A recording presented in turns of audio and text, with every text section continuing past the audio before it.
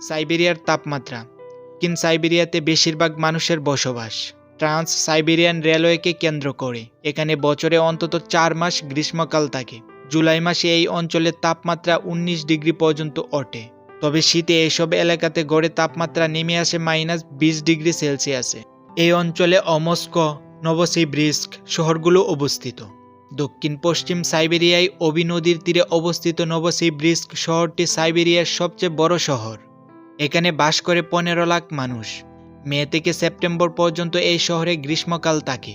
জুলাই মাসে গড় তাপমাত্রা 19 ডিগ্রি সেলসিয়াস পর্যন্ত ওঠে। অক্টোবর থেকে কমতে শুরু করে তাপমাত্রা। জানুয়ারিতে তা নেমে আসে -18 ডিগ্রিতে। মার্চ মাস পর্যন্ত হিমাঙ্কের নিচেই থাকে তাপমাত্রা। চলে ভয়ঙ্কর সব তুষার ঝড়।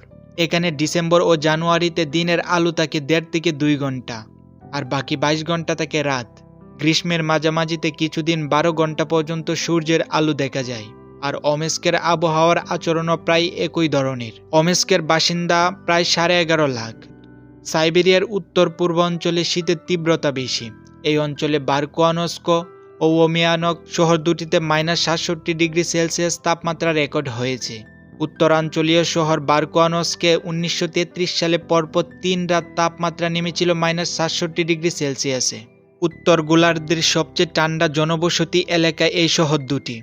আবার এই এলাকাগুলোতেই সাইবেরিয়া এমনকি পুরো রাশিয়ার সবচেয়ে উষ্ণ অঞ্চল হয়ে ওঠে গ্রীষ্মকালে। এখানে তাপমাত্রা কখনো 30 ডিগ্রি পর্যন্ত ওঠে। সারা বিশ্বের আবহাওয়ার এমন বিপরীত চিত্র আর কোথাও দেখা যায় না। সাইবেরিয়ার ধর্ম কি? জাতিগত দিক থেকে সাইবেরিয়ার অধিকাংশ মানুষ স্লাভিক বংশধর, রুশ ও ইউক্রেনিয়ান।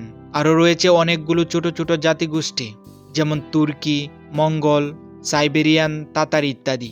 এদের কারো জন্ম সাইবেরিয়াতেই, কেউ বা অন্য কোনো অঞ্চল থেকে এসেছে। 2002 সালে আদমশুমারি অনুযায়ী সাইবেরিয়ায় তাতার জনগোষ্ঠীর সংখ্যা ছিল 5 লাখ। তুর্কিবাসী ইয়াকুত জাতিগোষ্ঠীর সংখ্যা ছিল 4.5 লাখ। ধর্ম পালনের দিক থেকে সাইবেরিয়ার জনগণ বেশিরভাগ অর্থোডক্স খ্রিস্টান। এছাড়াও 2.5 লাখ মুসলিম, 70,000 ইহুদি ও আরও রয়েছে কিছু বৌদ্ধ। সাইবেরিয়া দেশ কেমন? শীত মোকাবেলা করে বেঁচে থাকার ক্ষেত্রে সাইবেরিয়ার মানুষ বিশ্বের যে কোনো অঞ্চলের মানুষের চেয়ে এগিয়ে। এসব এলাকার বাসিন্দারা বিশেষ উপায়ে তৈরি করা বাড়িতে বাস করে শীত থেকে বাঁচার জন্য। প্রচণ্ড শীতের কারণে পরতে হয় ভারী পোশাক। এত শীত সত্ত্বেও বিশ্বের সবচেয়ে বড় মিষ্ট পানির জলাধারা সাইবেরিয়াতেই অবস্থিত। দক্ষিণ সাইবেরিয়ার বৈকাল হ্রদ 25 থেকে 30 মিলিয়ন বছর আগে সৃষ্টি হয়েছে বলে গবেষকদের ধারণা। 31,722 বর্গ কিলোমিটারের লেকটিতে আছে 65 প্রজাতির মাছ। আরও আছে অনেক জলজ প্রাণী। এছাড়াও এর আশেপাশের বনাঞ্চলে রয়েছে 234 প্রজাতির পাখি। শীতকালে বৈকাল সারফেসের পানি জমে বরফ হয়ে যায়। গ্রীষ্মের নীল পানি শীতে জমে হয়ে যায় বরফের সমুদ্র। দর্শনার্থীরা তখন হেঁটে বেড়ায় বরফের ওপর। রাশিয়ার অর্থনীতিতে গুরুত্বপূর্ণ ভূমিকা রয়েছে সাইবেরিয়ার। খনিজ সম্পদের ভাণ্ডার এই বরফে ঢাকা অঞ্চলটি। নিকেল, সোনা, রূপা, হীরা, সীসা, কয়লা, দস্তারের মতো প্রাকৃতিক সম্পদের অভাব নেই সাইবেরিয়ার ভূগর্ভে। এছাড়াও রয়েছে তেল ও প্রাকৃতিক গ্যাসের বিশাল ভাণ্ডার। রাশিয়ার তেল সম্পদের 70% আসে পশ্চিম সাইবেরিয়ার কান্তি মানসিস্ক অঞ্চল থেকে। বিশ্বের সবচেয়ে বড় নিকেলের মজুদ এখানেই। খনিজ শিল্পে কাজ করে সাইবেরিয়ার জনসংখ্যার একটি বড় অংশ।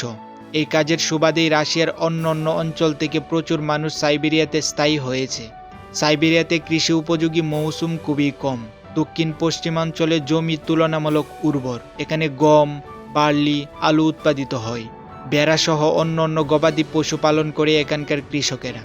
সাইবেরিয়ার কাঠ রাশিয়ার অর্থনীতির আরেকটি গুরুত্বপূর্ণ উপাদান। এখানে রয়েছে বিশ্বের সবচেয়ে বড় বনাঞ্চল। যদিও পূর্বাঞ্চলের বেশিরভাগ বনভূমি সারা বছর এতটাই বরফের নিচে ঢাকা থাকে যে সেখান থেকে কাঠ সংগ্রহ করা কঠিন। সাইবেরিয়া বিশ্বের মৎস্য সম্পদের 10% যোগান দেয়।